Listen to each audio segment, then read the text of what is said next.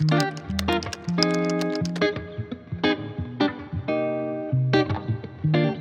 nearly at 1,000 subscribers, y'all. So, yeah, subscribe.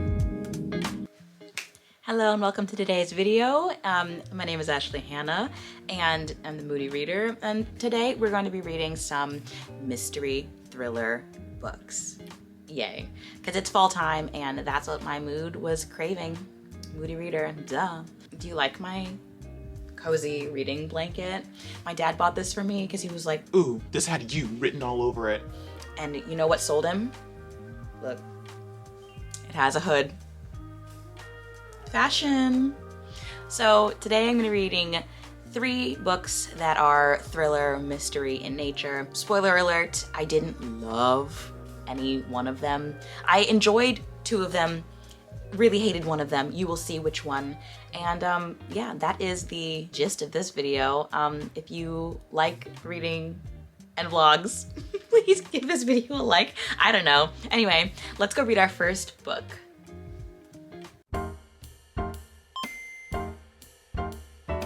Hello and welcome to the first update for this vlog.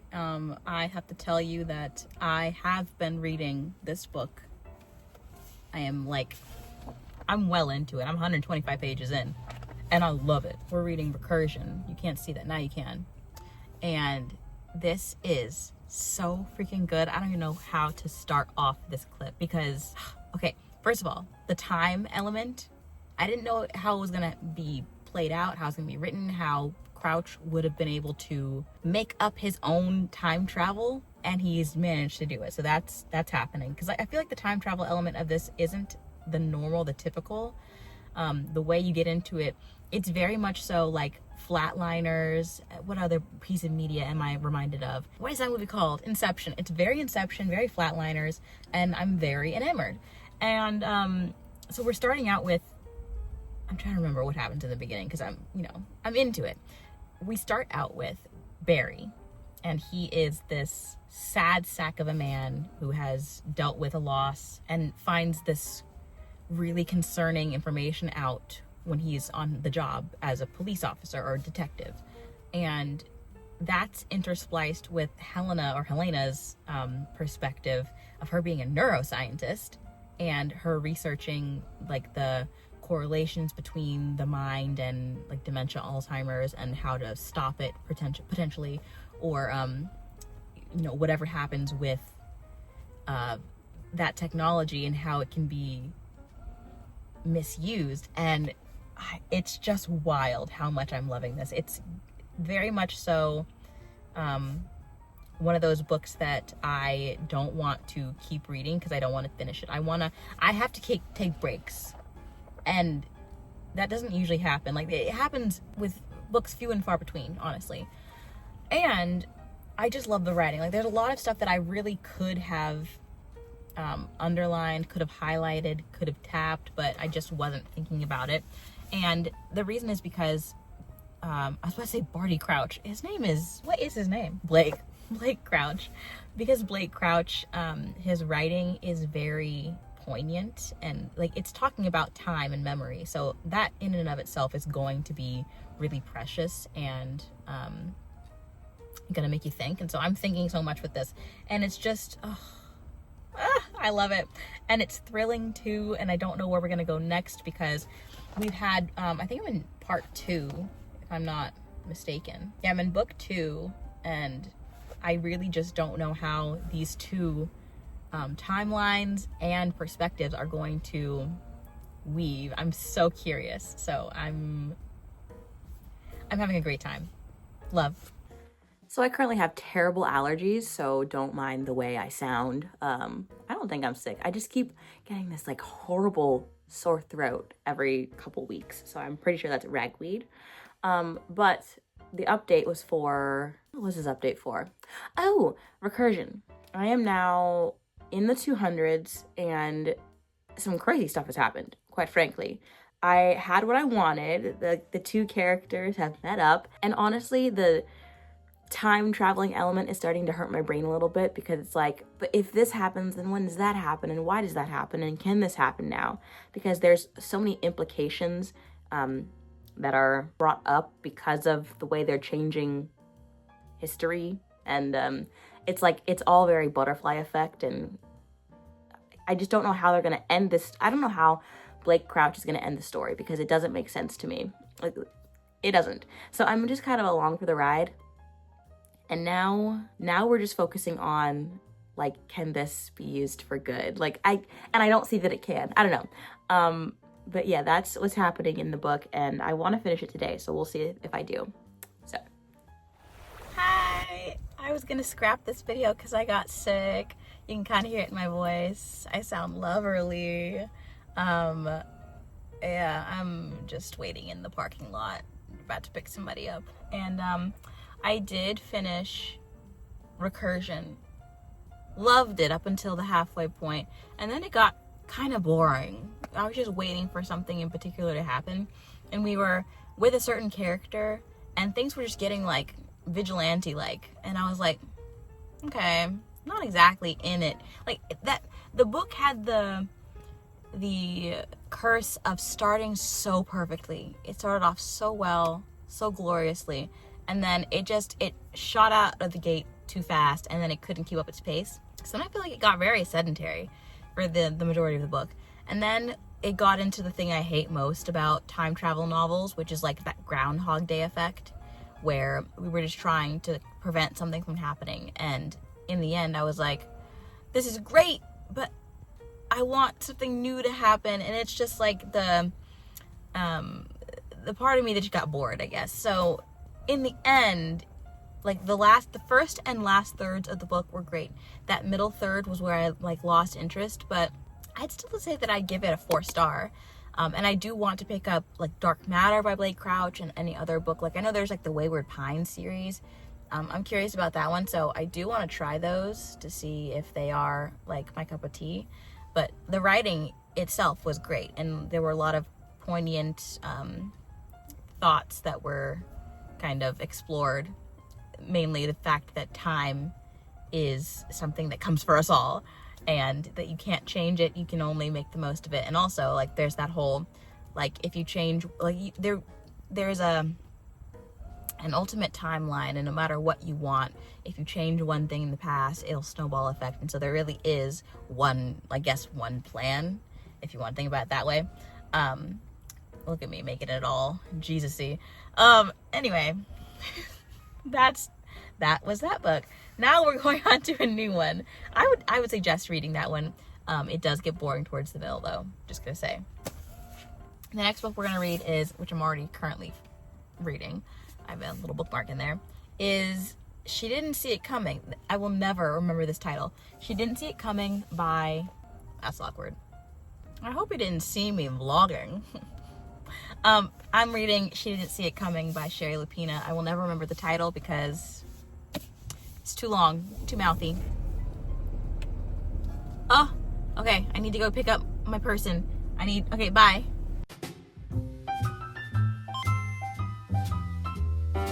Alright, homies, the first thing I have to say is that it is today, what's today? The 17th of October. Apparently, this is my 3rd year anniversary of this channel. So happy birthday to the Moody Reader, formerly known as the Moody Reader podcast. And yeah, every day I contemplate deleting everything. So the second thing I have to say is that I was reading She Didn't See It Coming by Shari Lapena. And this is quite literally the only footage I got from the reading process, because it started off great and then it quickly devolved into this is tragic. This book, also, I'm still kind of sick. My glands are swollen. I don't know what's happening. I'm hoping it's not tonsillitis, because apparently getting your tonsils removed at an old age, I'm saying old age because I'm almost 30, apparently there are lots of risks and complications, and it's not complications, although there is like throat cancer associated with that, but the process of healing is worse. And this is all information I'm getting from my dad, who's a doctor, so do your own research. Keep your tonsils or not. But this book is about Bryden, who is married to Sam. They have a daughter. They live in a condominium. and one day she goes missing. One day she fails to pick up her daughter from daycare, and that's very unlike her, and she, and then Sam, the husband, you know, calls the police, blah, blah, blah, etc. I dislike this so much. It's not even funny. I give it 2 stars because the first chapter or the prologue gets you so intrigued, and you're like, what did happen to her? Does this have anything to do with what happens to her in the future? And whether or not it does, this book proceeds to try to make you look in different directions, but you really do know who did it. It's called She Didn't See It Coming, but the reader can see it from a mile away. We saw it coming. We know what has happened to her after we figure out where she went, because we don't know what's happened. We don't know if she's been abducted, if she just left of her own free will, if she was killed. We don't know. We find it out though, pretty quickly actually. There are a bunch of characters that are very unlikable and not in a fun way, because it just seemed like every single character was a sociopath. Specifically her sister Lizzie. Her sister, we find out that she's into these things that, I'm just gonna spoil this. It's a very small spoiler. So 3, 2, 1 spoilers. Lizzie, the younger sister of Bryden, is very into true crime. So much so that it makes me not like people who are into true crime. And I thought that it was like an innocuous and unassuming like hobby that people are just into true crime. Like, it's fine, but like the very fact that it's true makes me think people who enjoy it and hunger for it and like go out of their way to consume this type of media, something's wrong with y'all. I gotta say, something is wrong with people who seek that out and like do forums and deep dive. Because I feel like Lizzie the character, she had to detach herself from reality and seeing these people who are victims of true crime as humans. It's so weird, so strange. And if that's how people view true crime, that's crazy. But yeah, so there was the sister. There was also the fact that, oh my gosh, the term, it's always the husband, was repeated unto death so many times. I couldn't even tell you how many. Like, it's just, and I feel like that was just to make you think that he did it. And again, whether or not he did is beside the point. It's just the fact that the author kept on writing it. So that was awful. The writing was stilted. At one point there was a phrase that two characters said to each other. They were like, we must not blah, blah, blah. And there's no one in the year past 2000 will say, we must not. It's too proper. I don't believe that dialogue. What else did I not like? Oh, yeah, the red herrings. There were a bunch of red herrings. I really don't feel like there was a twist. And I kind of wanted this book to be like Not a Happy Family, because that one was very enjoyable. And if it had been like that one, like, it would have been my cup of tea. But I don't know. Shari Lapena, she got it wrong. She got all of it wrong in this one. And as for the ending, like I said, I saw it coming. So at that point, I was considering DNFing it because I knew who did it. It's so obvious. And if you read this book, let me know, was it obvious to you? So that's the second book in this video that I read. I did not like it. So we're gonna move on to the next book. I don't know what that book will be though. Only you will know. I do have 2 options though. I could either read House of Leaves by Marcus Z. Danielewski. I think I said his name correctly. Or I could read, I have an arc of Everyone in This Bank is a Thief by Benjamin Stevenson. I love this author. I've read all of his books, I think. He's famous for writing Everyone in My Family has Killed Someone. Yes, Everyone in My Family has Killed Someone. And then the sequel, Everyone on This Train is a Suspect. Love that one even more than the first one. And I also read the Christmas book. So I've read a lot of his work and I love it every single time. It's very meta. He's telling you what has happened in this book. He's telling you, he will let you know when you can make your guesses for who the killer was. And like, he's just very, he's very tongue-in-cheek.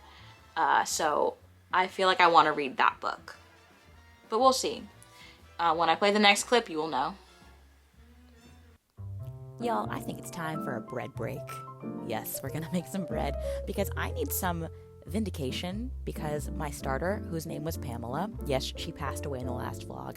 I'm just not cut out for making sourdough bread. I'm just not. So we're making some regular Italian bread.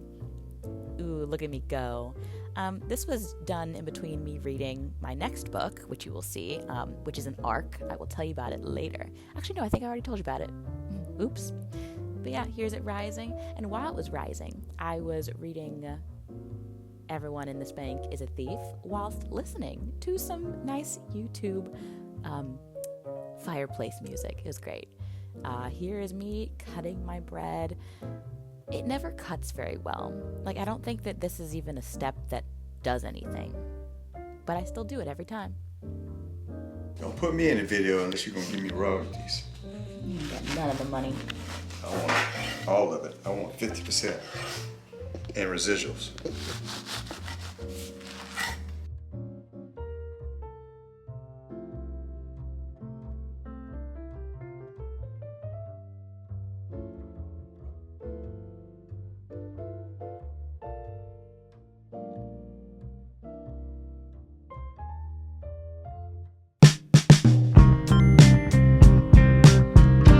You might think that this is unsafe, that I'm looking at you, but I'm not. So, there. I finished, what was that? Okay, this is the ultimate test. Can I drive and think about a book at the same time? I think I can. So, I finished Everyone in This Bank is a Thief. And I'm a little disappointed because it was the thing I was looking forward to almost the most. What's happening up here? Oh no. No! Can I still turn? I don't know if I can turn here. Anyway, I was disappointed because I love this mystery series. Ernest Cunningham, is that his name? Debatable. Is the best reluctant detective because, if you know, in the first book, he wasn't even supposed to be a detective. He writes books on how to write mystery books. You know, it's very removed from that genre. But these are books that you can read basically in any order you like. I would recommend reading them in order because it just makes more sense with like how he is and his journey of like life. You know, there's romances and things of that nature. So yeah, I would recommend reading them in order.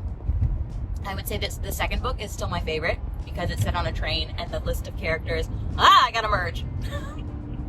And the list of characters is just so fun.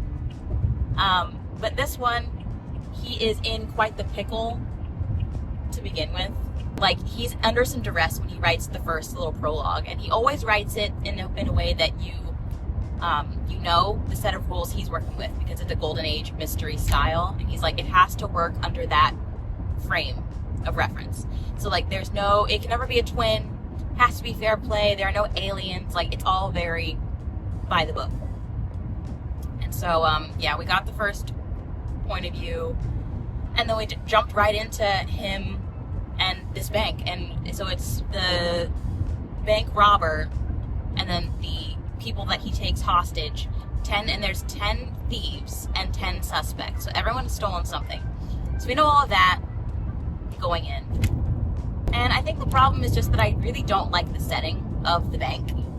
I did love some of the things that were said, like there's one character who's very like, he's an abolitionist and he doesn't believe in the corruptness of banks, and honestly he was spitting some straight up bars. I was like, I hate banks too. So there's a lot that I loved. There's a lot that I loved. But what I didn't love was just the fact that like the characters to me weren't the greatest. I don't know why I didn't like the characters this time. Yeah, I didn't like the setting. I feel very upset about that fact. Like, the ambiance and the characters in a story, they can make or break, clearly, a story. And, at a certain point, I just got a little bit bored, and I hated that I got bored. Because there was a lot of, like, this is great if you like this. There's a lot of chemistry, a lot of facts. And, oh my gosh, the thing I loved, though, was that there were many references to books, literature, of course, murder mysteries. So there was the Sherlock Holmes adventure mystery series that was referenced. There is a spoiler for one of the books, but he does tell you when he's going to say the spoiler, which I appreciate because a lot of books don't do that. And they just kind of spoil who did what. And you're like, great, now I can never read that book. But Benjamin Stevenson references, of all books, Bleak House by Charles Dickens, which, funny enough, I did read this year. And he references that in, like, I don't think this is a spoiler, but he references, like, spontaneous combustion, which, if you know that spontaneous combustion was believed to be a thing back in, like, the 1800s. And that's basically when people just blow up. You just blow up with nothing to, like, ignite. And, like, that was one of the things that Charles Dickens wrote in Bleak House, because he believed in spontaneous combustion. So I'm on the fence about spontaneous combustion. I think it could happen. Anything can happen. Anything. So, yeah, and then by the time we got to the actual killer, I spent so long trying to figure out who actually done it, and by the time we got there, I was like, I give up. I gave up. It made no sense to me. This one seemed like the most confusing mystery that I've read in a long time. Like, for the life of me, I could not figure out who was supposed to have done what. But yeah, that was what I just finished reading. I wrote my NetGalley review, so hopefully I'll keep getting put on those lists for people to give me books early, because y'all, I'm trying to get Just Friends without buying it. I have no shame in my game. I'm trying to read that book without paying for it. So yeah, that's what has happened so far. I think those are my only things I wanted to say about the book. Yeah, I would suggest, I would buy it. I will buy it when it comes out in March on, I think, the 26th of next year. Yeah, I'm gonna buy it. I just really like the writing style. So if you like very fourth wall breaking, dry humor, detective that's not really a detective, you'll like this book. So what am I gonna read next, you ask? I don't know, because I remembered that I have If We Were Villains on Kindle Unlimited by ML Rio. So I could read that, / I already have been. It's pretty good. I'm really enjoying it. That's a book about these people. I'll tell you later. If I read it, we'll read it, okay? I'll tell you when I tell you. But I could also read House of Leaves, so who knows what we'll read next. I'm only reading one more book for this video. So yeah. Thanks. Bye, y'all. See you in the next clip. Let's try not to get pulled over, shall we? Okay, I kind of lied to you because I'm not going to be reading any more books in this video because I think that If We Were Villains deserves its own thing because I'm really enjoying it. And then I'm not going to be reading House of Leaves today because apparently this is basically, reading this is like having a part-time job. And if I'm going to do that, I might as well make it its own video because I've just heard there's a lot entailed in reading this, so we're gonna put that one aside. I just wanted to say thank you for watching this video. If you'd like to see me read House of Leaves and get my mind blown, apparently, please like and subscribe. I won't do it unless I have 1,000 subscribers. I hope you know that that's a lie, and I'm just joking. Yeah, thank you for watching, and let me know if you read any of the books that I featured in this video and what you thought of them. And if you would pick up the book that I read that was an ARC, let me know. Okay, get out.